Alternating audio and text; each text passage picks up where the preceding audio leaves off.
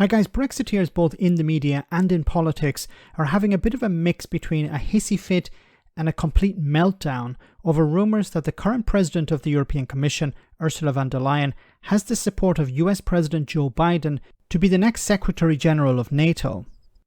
Now, there had been some crazy talk of Boris Johnson taking the top slot, but more reasonable people had suggested that Britain's current Defence Secretary Ben Wallace would have been a favourite to take over from the current head of the alliance. Brexiteers don't seem to understand the role very well. Have a listen. Just finally, in terms of doing a good job, front page of the Telegraph today saying that US President Joe Biden wants the European Union Commission President Ursula von der Leyen to take over as the next NATO Secretary General in a year's time when Jens Stoltenberg stands down. We understand it was Joe Biden who blocked our Defence Secretary Ben Wallace, a proper military man with experience, from taking that job. What would you make of the idea of someone who was only put into the EU job because she was a failed defence minister and frankly Merkel and others wanted to get rid of her, taking over as a NATO Secretary General? Well, politics is a murky, mucky business, isn't it? There are those much better than me who are expert in the dark arts. I'm afraid I play with a very straight bat and call it out and say things as they are. And that's what you'd expect as a military man. But what I would say is that Ben Wallace, who I know very well personally, would be and would have been a fantastic Secretary General. He's got all of the ticks in the boxes. He's been a fantastic Defence Secretary, consistently ranked number one in the cabinet.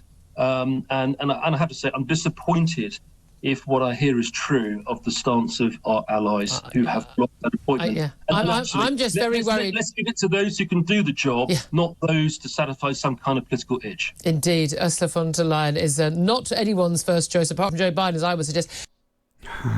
Okay, so much to say about this. You don't get to decide. Julia Hartley-Brewer doesn't get to decide who is the Secretary General of NATO. Joe Biden pretty much does, because the US is the biggest military force in the world and it's the biggest donor to NATO. It calls the shots, no pun intended. So if Joe Biden is backing Ursula von der Leyen, it's likely she will be the next Secretary General of NATO. Now, why on the surface you would imagine, well, Ben Wallace would make a wonderful candidate. Why not? He's a military man. He has experience. He has been in politics and the military. He's the perfect choice. But if you actually look at the Secretary Generals going back, and I've just looked at the last 5 or 6 of them, and none of them are military people. They're politicians. This is a political role. It's not a military role. The Secretary General of NATO is not a military role, it's a political one. So it doesn't make sense to put a military person in charge or to look at someone's military history. Because if you actually look at the military history of the predecessors of the current one who's about to resign, including him himself, they don't have a military background.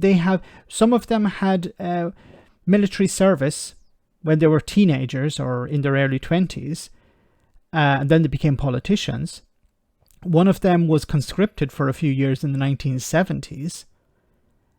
We're not talking about colonels. We're not talking about generals. We're not talking about admirals. We're talking about politicians. It's a political role.